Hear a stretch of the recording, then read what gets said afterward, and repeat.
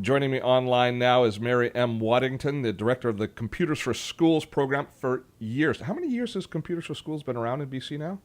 18. 18 years. And you 18 haven't been years. with them since the beginning, have you, Mary M.?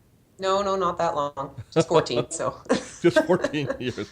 But for a very long time doing a very good job. What Computers for Schools does is they take computers that are no longer wanted in, usually from the business environment, but are still very good, and they refurbish them and get them placed in schools where they can be used and become part of our education system at obviously a significantly reduced cost to the schools. And what's the number you guys have done so far?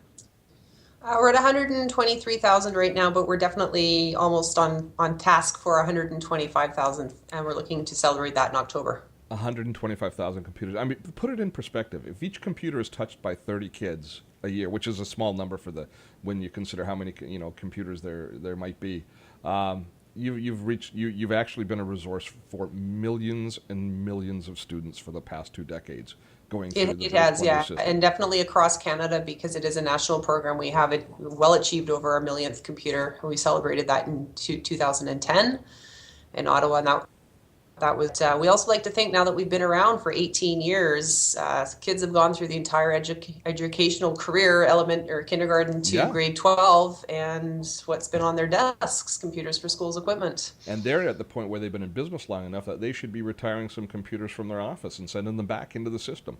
Yeah, well, there's a good educational story that we tell, but also the environmental one where Yeah. the equipment isn't in the business anymore, but it's still a good piece of equipment and can still be readily used in the in the education system, and we extend the useful life of those computers by double.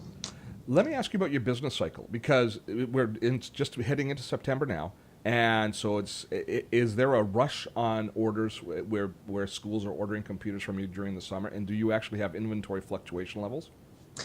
We do have inventory fluctuation levels. It is traditionally slower in the summer, obviously, with schools being closed.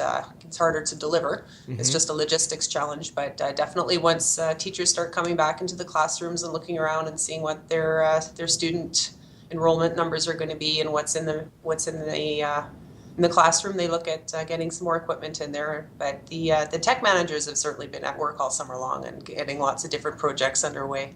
Okay. So. So let's walk through a little bit about what happens with the computers first, and then we'll talk about what businesses do to make sure that they can participate and help out with the program. So when we donate a computer to you, what do you first of all what are the basic limitations or the basic system requirements you're looking for these days? We're still looking for a Pentium 4 3.0 and higher, but the real demand right now is for the dual core level. Okay. So that's kind of like the money computer right now that we're looking for. Okay, so those dual core Pentiums are golden, but they are being retired from business on a fairly regular basis. Now, are we seeing a lot more notebooks moving into your system than just desktops now? Yeah, we actually do get a lot of laptops and notebooks.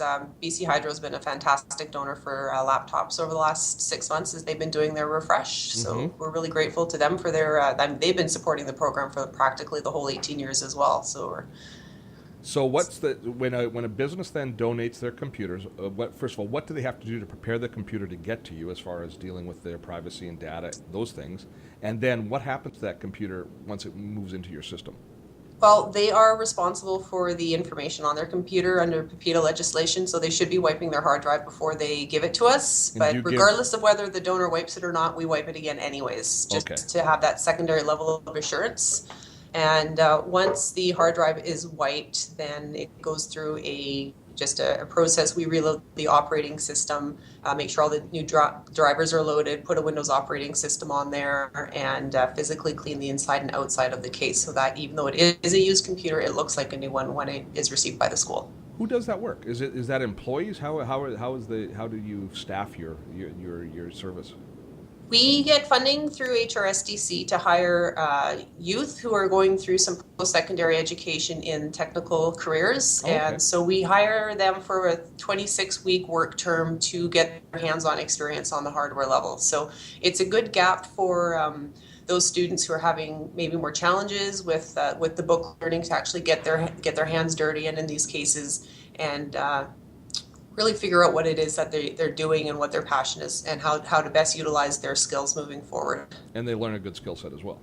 They do, and the good thing is that because we have every kind of computer donated to us, they work on every kind of computer, and they know how to open them up, where all the special things are, which are the lemon brands, which are the really good ones.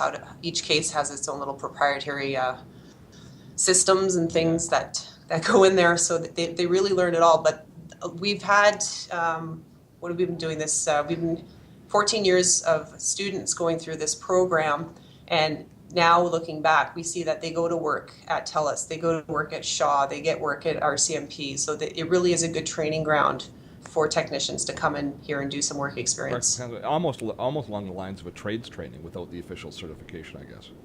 It is, yeah, it is. And part of the benefit too is that if they do come into us without their A+ certification, that we help pay for that as well. So Okay. just kind of a little added incentive for students to come and work here. Very nice. So, if a business is interested in donating computers, first of all, do you accept individual donations from individuals, or has it got to be from a business?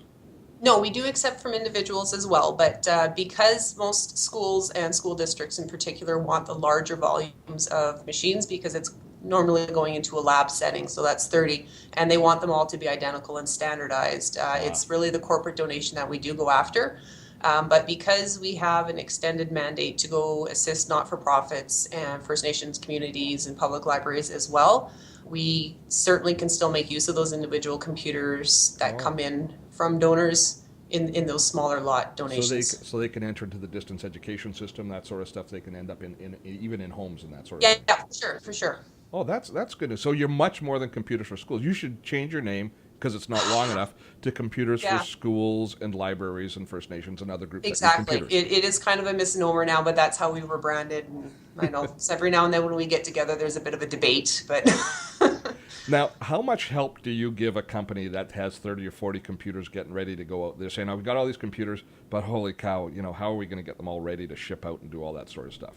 basically we want it to be as easy as making a phone call or sending an Okay. email. So once we know how many pieces they have available and which date they want it picked up, then we send a cartage truck around to do all the heavy lifting and take it out, and they bring it to us. And like I said, we wipe the hard drive, hopefully again, and make sure that everything for the company is as easy as possible. And we are also a registered charity, so there's a tax receipt incentive Oh. for the donation as well.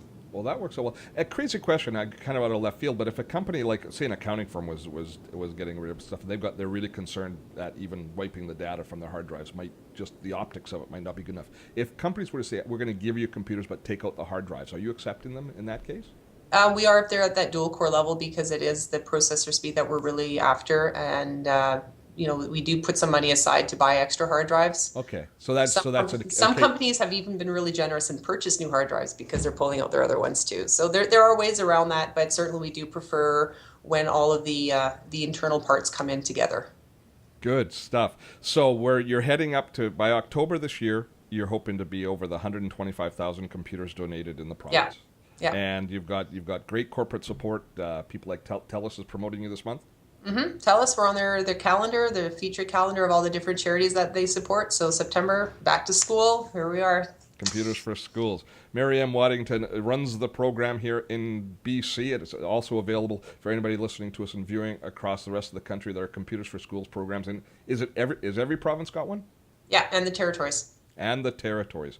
Yeah. Thanks so much, and thanks for all the good work you've done. On you. behalf of the entire province, I think you guys have done a sensational job, and we certainly hope that the new year is bright for you. Thank you so much, Steve.